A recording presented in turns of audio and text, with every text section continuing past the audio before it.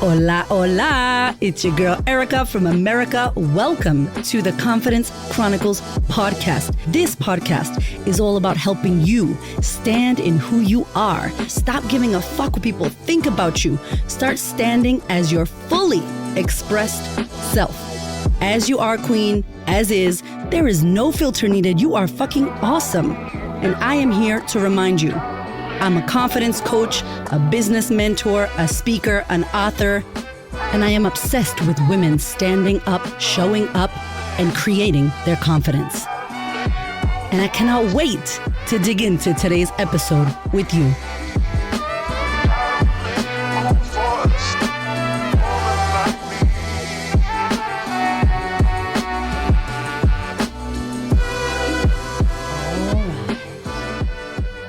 Okay, so welcome to the podcast. I am very happy that you're here. I really quickly want to say that I completely forgot to talk about my 5-year podcast anniversary. It has been 5 years since I've launched the Confidence Chronicles podcast. I'm in Creating Confidence mode, that event that we are running. If you haven't got a ticket, get your ass a ticket. I can't believe it's been 5 years. Like, that is wild, first of all.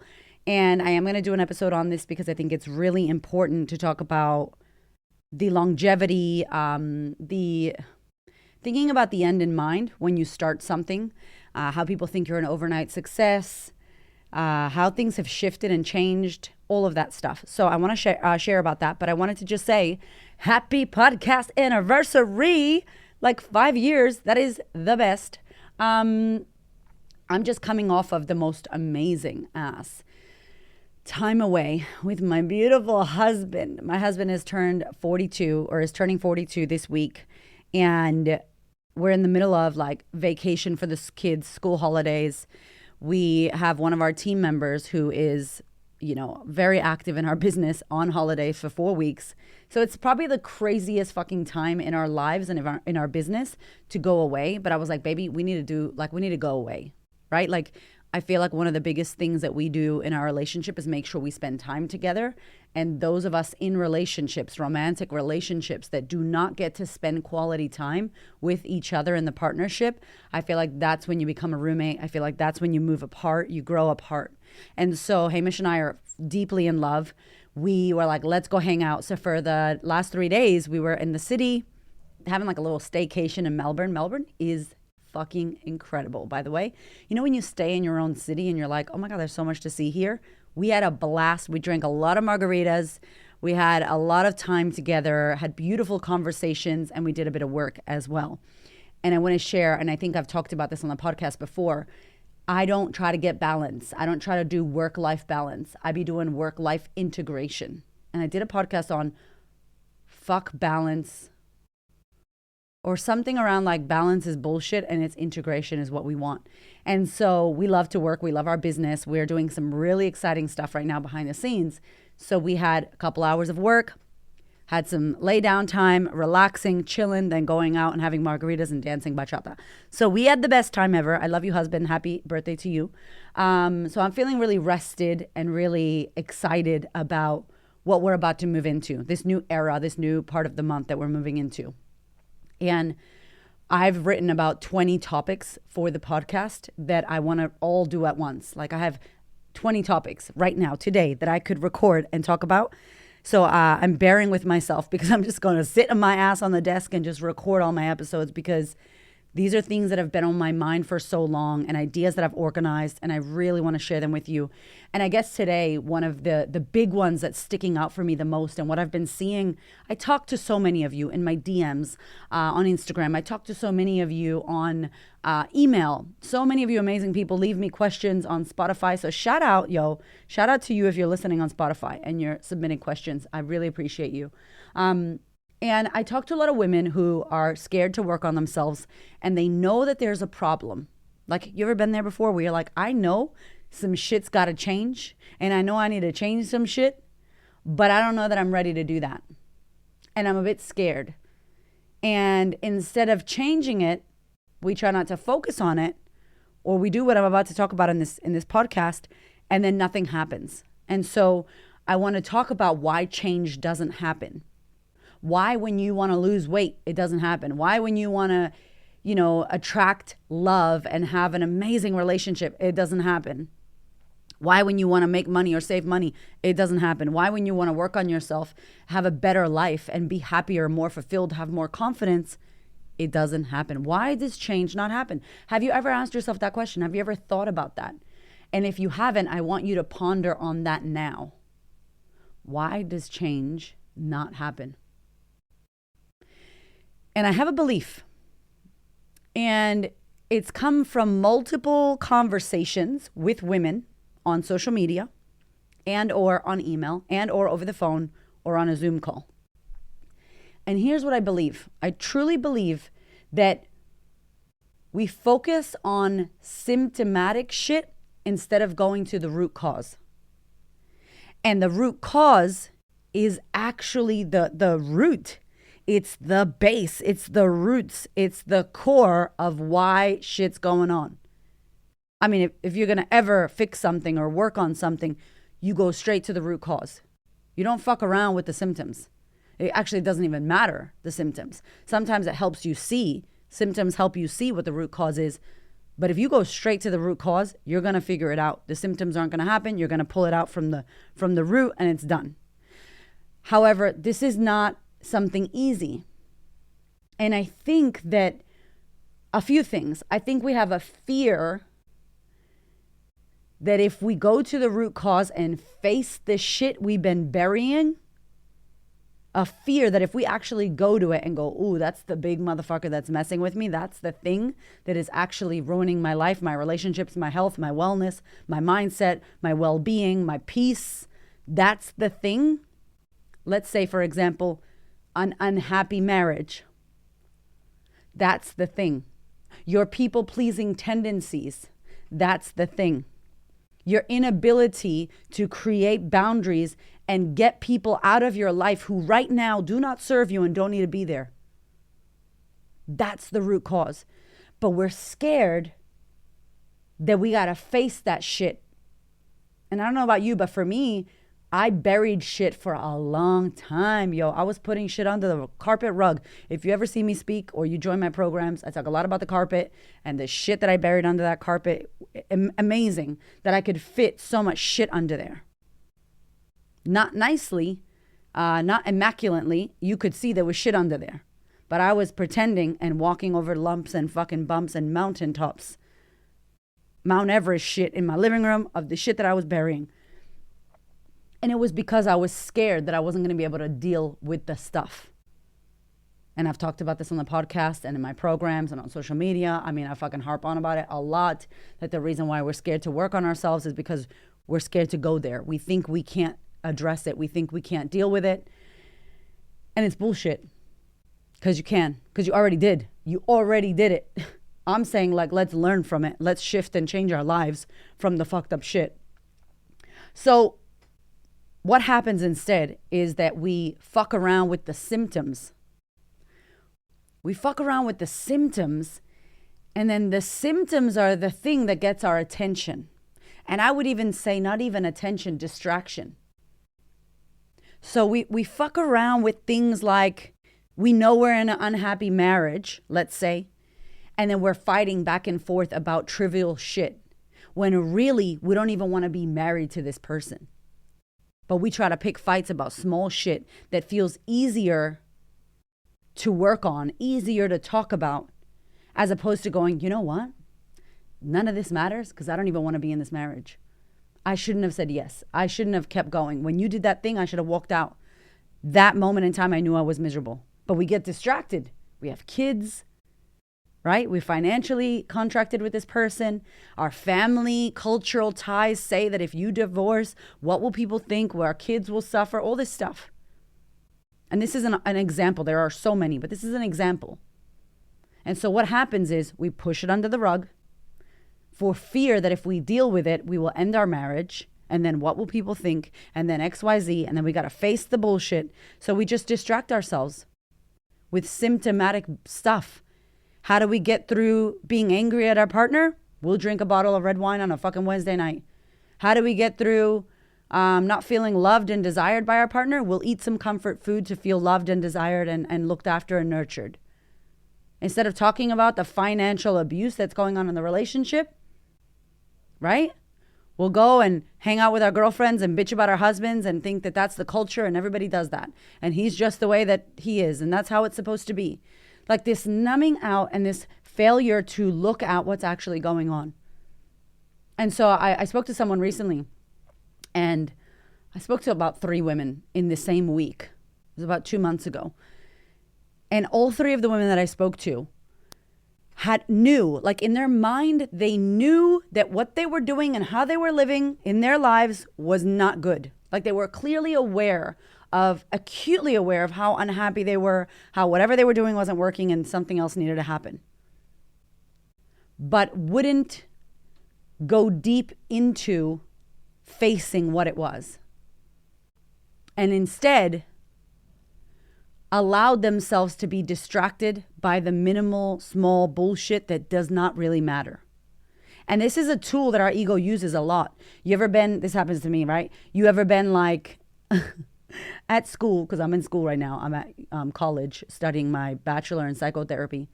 And I have an essay due. I know it's not the same thing, but bear with me. I have an essay that's due. And I'm looking at the clock like, yo, that shit is coming around the corner and I still haven't done what I needed to do for that essay. And instead I click on my Gmail and I start reading my emails. And then I start thinking about an event I'm going to have in 6 months and I start looking at venues. And then I'm like, maybe I need to buy some underwear. And then I'm on a website. And then I'm thinking about my son's birthday party that's in October and it's like May. And I'm like, how much do the balloons cost? And what if we got Spider-Man to come to the party? And my husband's like, babe, have you worked on that essay? And I'm like, oh, nah, I'm going to work on it, though. In the meantime, that's what I should be looking at. That's what I should be doing. But it's easier to distract myself with bullshit that feels like it's not as heavy.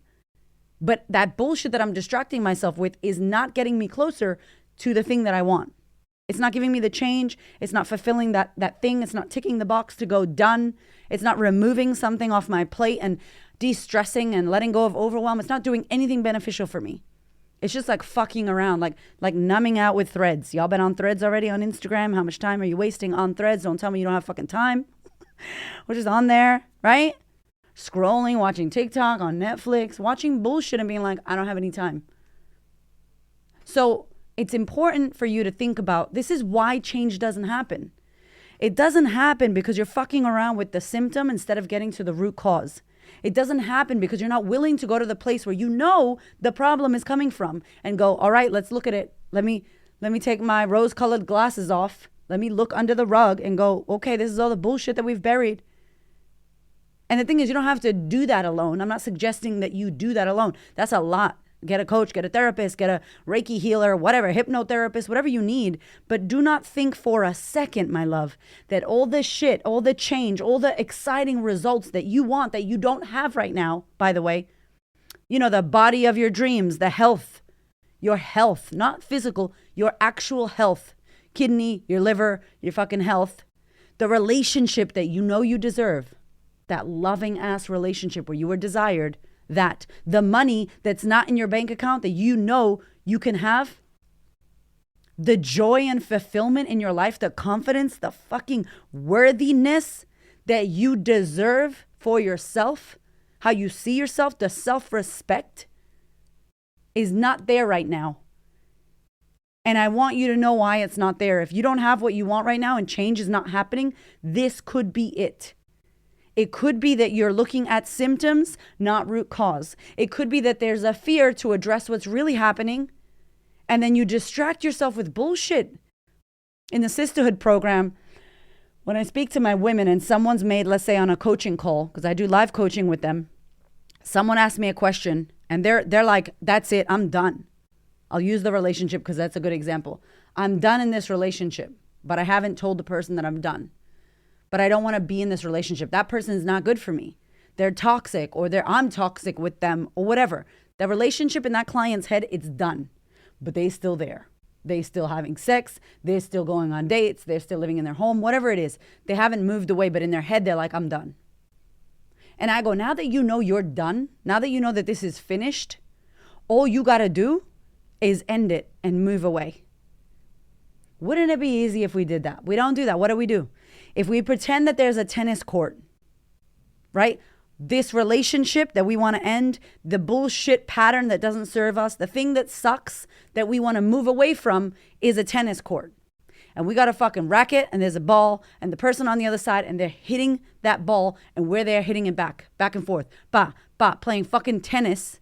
We're on the court back and forth. But you said you don't even want to be in that relationship. You don't even want to be there. Why did you show up to the court? And so I say to my clients, let's stop fucking playing ping pong with motherfuckers. Like, let's stop the ping pong match or the tennis match. Yeah, but you don't understand. No, the minute that you recognize that you don't want that anymore, the second you don't drive your car and park, get out and show up on that tennis court. If you're not there and you don't hit the ball back, there's no game. There's no back and forth. What does Byron Katie say? She's like, without defense, there's no war. You can't go to war with someone who doesn't defend. That's not called war. That's like you fighting by yourself. I'm fighting with myself. But if I defend, if I hit that fucking ball, and if I, well, you did this, well, when you said that, and then you did this, and motherfucker that, and I'm like, fucking drama, distraction, bullshit, scrolling, numbing, bullshit. It's just a bunch of bullshit when you know you don't want to do that anymore. So I'm like, don't even get on the court. When you've made a decision and you genuinely want to change, and I'm not saying you don't want to, but when you say to yourself, I'm ready to put my mental health first. I'm ready to work on myself. I'm ready to make the rest of 2023 about me. I'm ready. I deserve this shit. I'm ready to change that thing that I haven't been able to change for years. I'm ready to change the relationship with my worthiness. I'm ready to create more self-confidence. I'm ready to say what the fuck I mean and create what I desire. I'm ready. When you say that, you don't show up at that court. You don't pick up the racket. You do not hit that ball. You do not distract yourself with bullshit symptoms. You go straight to the root cause and go, all right, let's do this. I'm ready to shift and I'm ready to change. And I want to say to you that change can happen. And yes, it's scary. It's scary to be the most confident, fucking amazing ass version of yourself when you haven't been and you told yourself you're not good enough your whole life. It's scary to have ultimate abundance and wealth and money that you created because you're a creator. And you look at your bank account and you're like, wow, all those negative money beliefs are gone. Yeah, that's scary.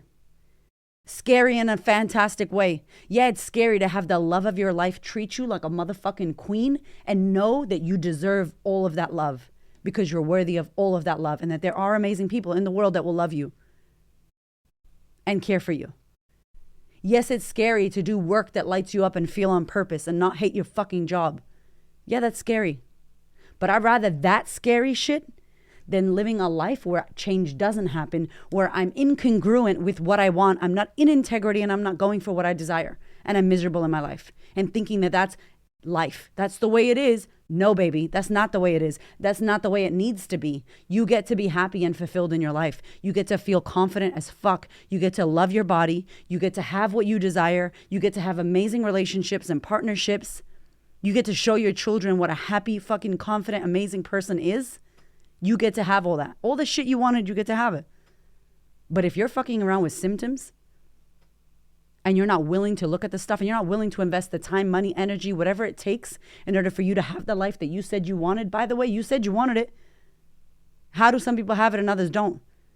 It's a matter of what you're focusing on. It's a matter of priority. It's a matter of making a decision to actually change. Not, I should change. It would be nice to. One day I will. No. It's going, you know what? This is it. I'm making it happen. That's how change happens. You make a decision, and as Tony Robbins says, followed by immediate motherfucking action. And you get people in your corner. I could never get to where I am. Listen to me when I tell you, I could never have gotten to where I am right now in my life, in my joy, in my fulfillment, in my bank account, in my relationship, in my worthiness, and in my fucking confidence if it wasn't for mentorship, if it wasn't for me paying people and learning their ways and getting coached and getting therapy and getting mentorship and getting guidance from people who have went steps before me. There is no way that I'd be who I am right now. We are not meant to do this shit alone. That's what I want to say to you. And that's why change, if you ask me, does not happen. I would love to know what you think about this episode. Drop me a comment on Instagram, or if you're listening on Spotify, shout out to my Spotify listeners. Drop me a Q&A. Let me know if you want to hear more about this topic. To me, it's not fucking easy. Change was never meant to be easy. It is difficult. It is hard. But man, on the other side of the bullshit that you do, you get exactly what you want. And if you ask me, you deserve that. Okay? I love you. Have the best week, and I'll see you on the next episode. Thank you so much for listening. I freaking love you. I appreciate you. Thank you for your ears and your energy and your attention. Thank you for letting me into your world. And thank you so much for listening and tuning in to this podcast. There are so many podcasts you can listen to, and I deeply, deeply, for real, appreciate you listening to mine. Do me one big favor, one big thing. Please share this episode or this podcast with a woman who you know needs to hear this. This is my mission on planet Earth, to serve as many women as possible so that we could show up, stand up, speak up, and create the confidence and the life that we desire. I appreciate you, my love. I will see you on the next episode.